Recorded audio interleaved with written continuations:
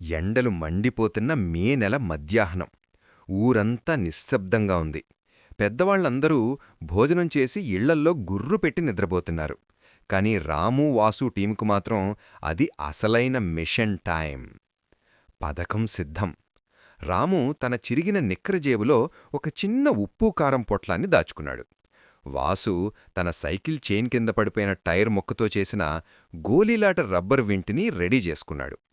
వీధిలో ఉన్న మిగతా ముగ్గురు పిల్లలతో కలిసి మెల్లగా ఊరి చివర ఉన్న నరసయ్య తాత మామిడి తోటవైపు బయలుదేరారు. ఆ ఉత్కంఠభరిత క్షణాలు. తోటమాలి నరసయ్య తాత చాలా కోపిష్టి.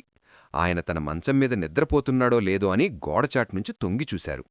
రే, తాత పడుకున్నాడ్రా, పదండి అని రాము సైగిలేశాడు. పిల్లలందరూ పిల్లుల్లా తోటలోకి దూరి ఒక పెద్ద బంగినపల్లి మామిడి చెట్టు కిందకు వెళ్లారు.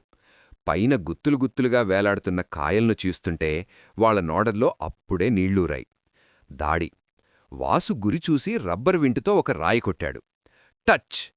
కాయ తగిలి కింద పడగానే ఆ చప్పుడికి నరసయ్య తాత కుక్క చిట్టి మొరగడం మొదలుపెట్టింది. భయం. అందరి గుండెలూ ఒక్కసారిగా జారిపోయాయి. కాని ఆగలేదు. గబగబా రాలిన 3-4 కాయల్ను చొక్కాలో దాచుకుని పరుగులంకించుకున్నారు. అసలైన విందు. ఊరి బయట ఉన్న కాలువగట్టి దగ్గరున్న చింతచెట్టు నీడలోకొచ్చి ఆగారు.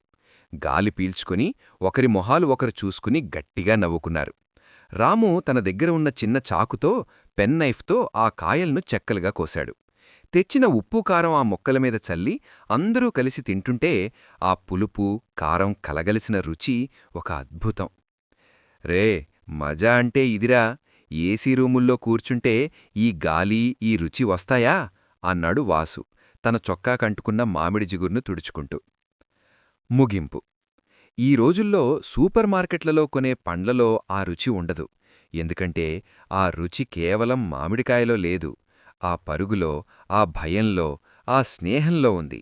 అది కేవలం 90ల పిల్లలకు మాత్రమే తెలిసిన ఒక మధుర జ్ఞాపకం.